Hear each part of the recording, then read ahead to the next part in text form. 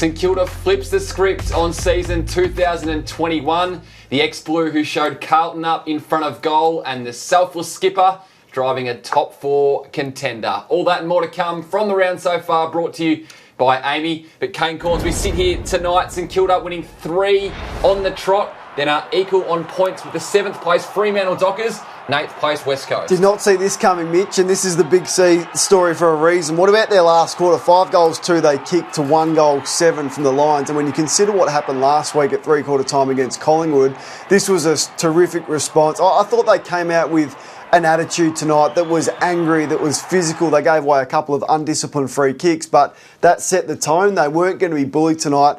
I think they've got back to their strength, which is those inside midfielders, which we'll get to shortly. But this was a terrific win. And when you consider when they lost to Adelaide in round 13, doom and gloom heading into the bye, they had a big crisis meeting with their members. They put effort on the agenda. And it's great that the players have responded and said what they were they've done what they said they were going to do. Brisbane's second lowest score of the season tonight, and we'll get to more on Eric Hipwood's injury in just a moment, but it was the aerial dominance from the Saints that you were most impressed with tonight. Yeah, it was huge. So 20 marks they've taken inside 50. These two, King and Membry, took 24 marks between. That is a massive number, but it was all over the ground. So 19 contested marks on the night. King took 10 of those, 5 were tested. He kicked 3 goals. He had his accuracy back against a very good opponent there in Harris Andrews. So I just thought they were much more efficient going inside 50. They were prepared to go really quickly, prepared to change angles, and I thought their entries were smart and didn't sit it on the St Kilda forwards' head. Like this kick here is a good example to Long there late in the quarter where they just put the ball where the forward needed to lead. I just thought it was a really smart game, and Long's gone forward as well in the last 2 or 3 weeks and made a big impact after being pushed out of defence. Couldn't get a game in the first half of the season, but consistently Ben Long has gone back forward like he came through the VFL competition and made a difference in attack. How about their midfield? Because Jack Steele led it in the last quarter tonight, 14 disposals and 2 goals. It is a stark difference to what they did across the first 14 rounds in the left column here. So that's when they get back to their strength. That's what they are. You look at the names on paper, that's Crouch, it's Steele, it's Dunstan, who has made a huge impact when we probably thought his career was looking like it was finishing, or certainly at St Kilda it was finishing. So he's been the catalyst, I think, for an attitudinal shift in that midfield. But they beat up on Brisbane, and one thing that I've said all year about Brisbane is how strong they are through the midfield, how deep they run. St Kilda matched it to them, and it was set up by an attitude that we just did not see from St Kilda in the first half of the year. 94 more disposals tonight. That is damning on the Lions. Just one more on Tom Highmore. Come in, first-year player, come through the sandful. 22, 23-year-old mature player, 6 intercept marks tonight. He was good as well. I really like their unheralded defence. When you look at it, Wilkie, Howard, Highmore, you mentioned 9 intercepts. Sinclair's gone back there and made a good impact. He plays with some flair, and Hill there is that run and that carry. So we don't speak a lot about their defence, but we should, because they're rock solid tonight. Horrible vision this on Eric Hipwood going down with what the club believes is a suspected ACL.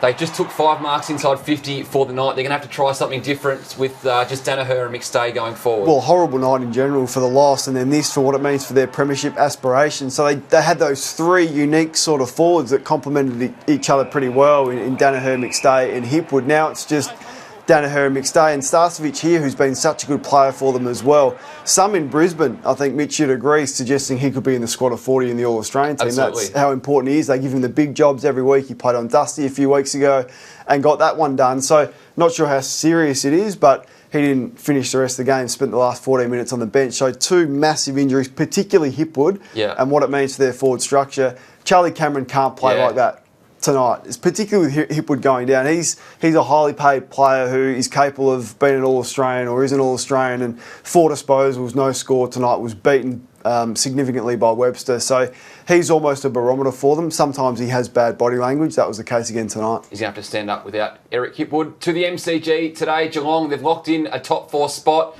Did it without Jeremy Cameron, Joel Selwood and Mitch Duncan.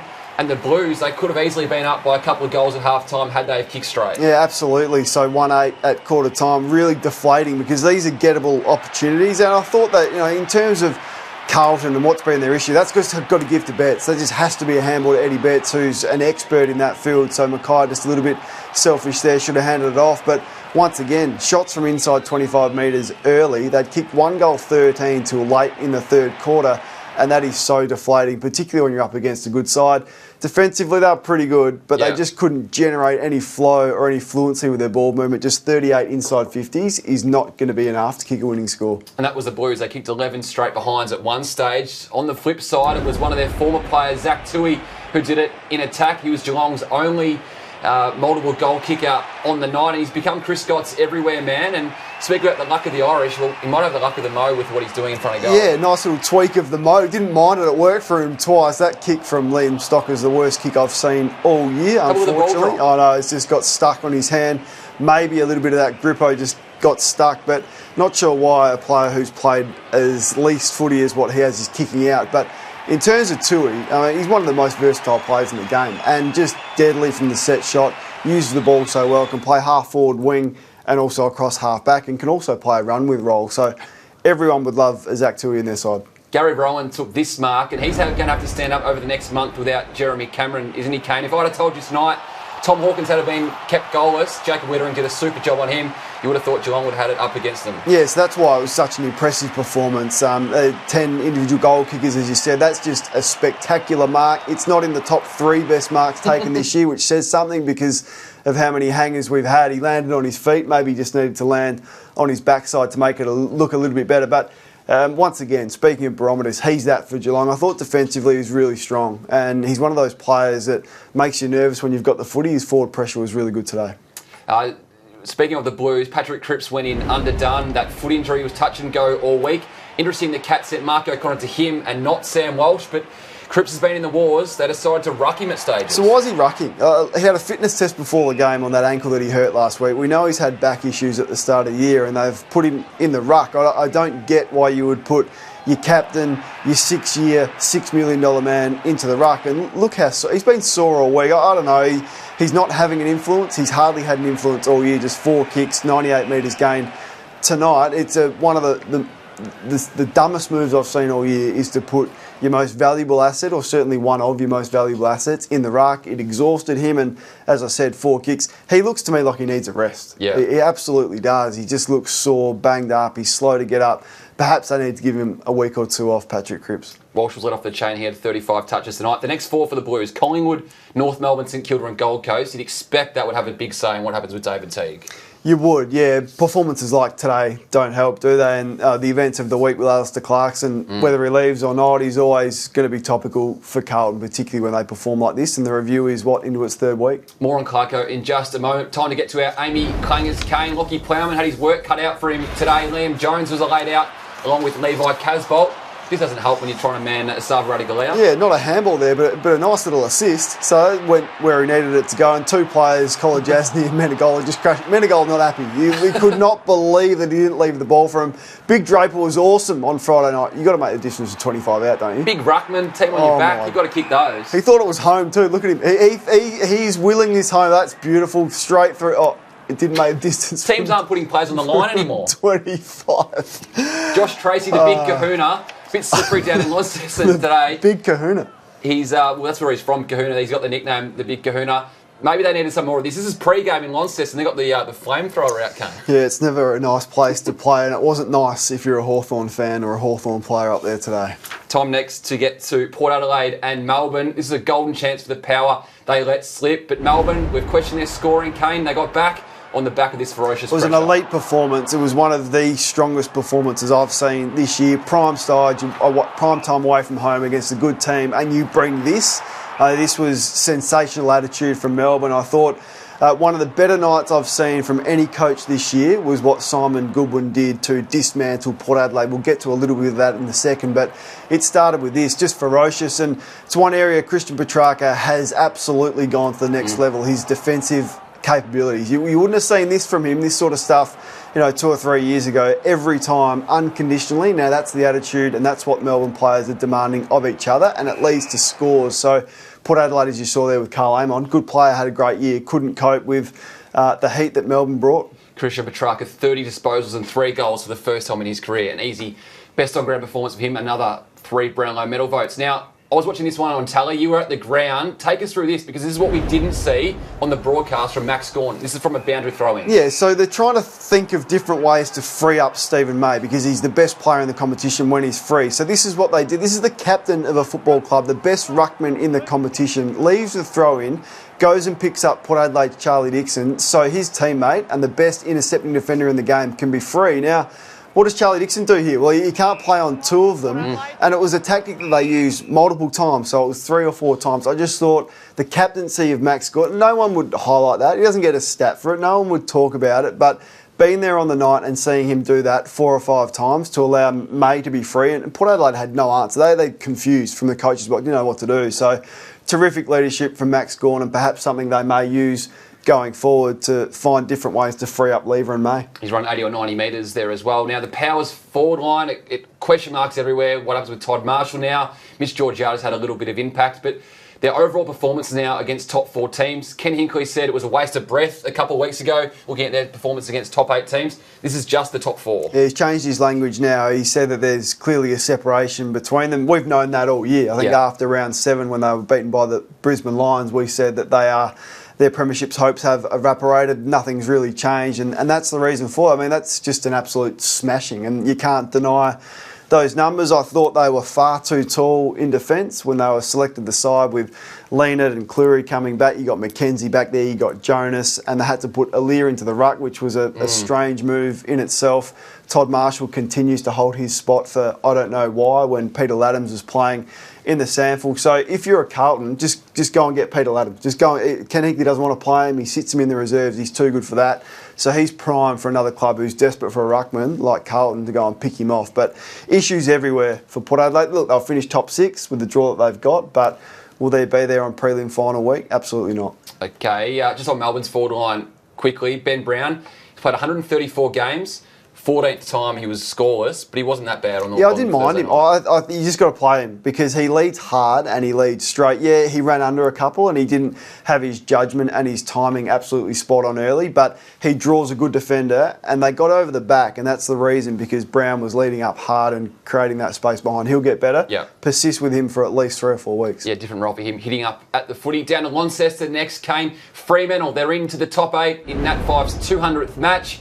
Been waiting for this for some while, but it was pretty easy going against the Hawks. It was a walk in the park, wasn't it? So you'd be pretty concerned if you were Sam Mitchell and the list that you've got, and watching this. Like, this isn't a terrific side in Fremantle. You know, they were outside of the 8 coming to this, and this is how easy it was and how easily they were able to score their goals over the back. So there was a bit of a lack of work rate, there was a lack of effort, and there's clearly a talent differential in the Hawthorn list. And I've been pretty strong that in terms of the under-21s that you'd be excited about Hawthorn, probably not many at all. In fact, probably the leanest in the competition. So they've got a lot of work to do with their list. But it was a great effort from Fremantle in 5's 200th. We'll get to that in a second. But they put themselves right back into top 8 contention. And from where we were a month ago with the season and who's in contention, we've now got, probably 10 teams realistically a shot at making the finals. And that man there, last goal we showed, Bailey Banfield coming in. They've got a bit of depth now. The Dockers had 9 scoring involvements on his day.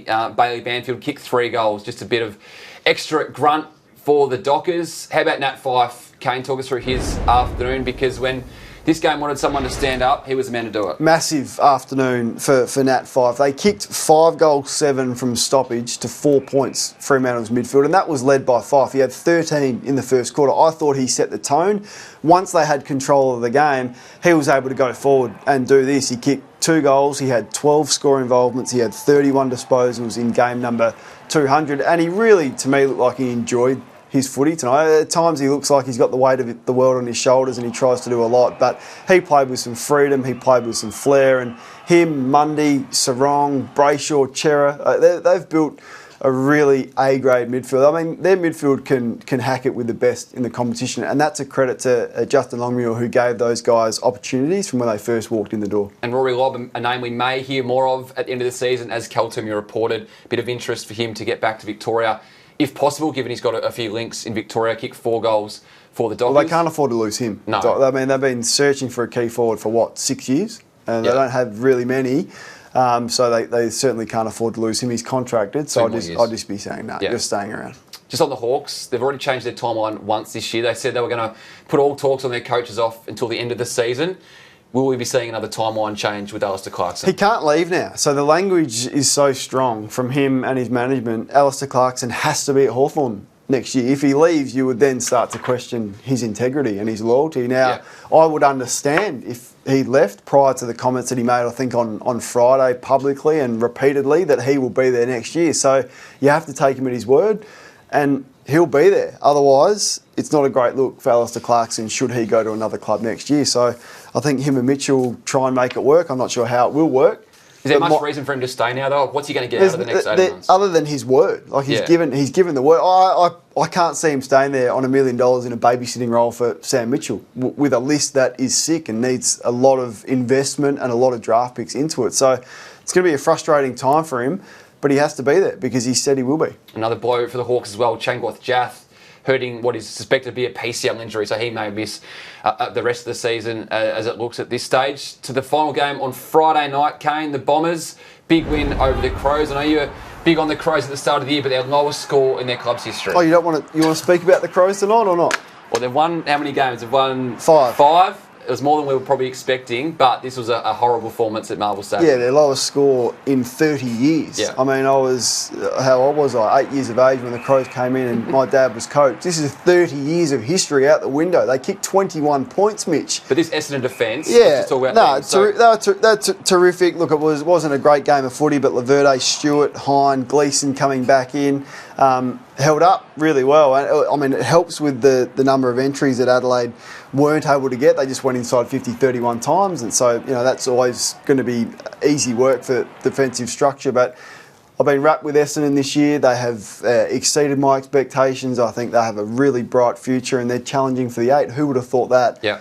When Fantasia and Danaher and the like left. So credit to Ben Rutten and everyone at Essendon. And this is a midfield doing it without Dylan Shield and Jai Caldwell at the moment. They were too good for the Crows around the stoppages, and they piled on goals from this area. Yeah, they got smashed in there, didn't they, Adelaide? And that's an area where they've been reasonably strong. And I think Ben Rutten said at halftime of this game to the broadcaster that we really identified the midfield. It's an area of strength from Adelaide's, and Parrish didn't have his big night. He was well held by Schonberg, but the others did, and the others stepped up. So I think Adelaide's recruiting is going to be a talking point in the coming years. First round draft picks that haven't 2 or 3 years, 4 years into their career, like Darcy Fogarty couldn't even get a game in this side. First round draft pick, Ned McHenry, Chase Jones, not having an impact that you would expect that they would have when you see the likes of Archie Perkins in his first year doing what he's doing. Adelaide's recruiting, highly questionable for me. And what do they do with Daniel Talia, Tom Lynch? They've got some decisions to make on their veterans as well. Crouch, we haven't seen this year. We want to look at some of the numbers. We love the scoring in the first half of the season, but in recent weeks, it's just dried up. We spoke about the Crows, their lowest score in club history.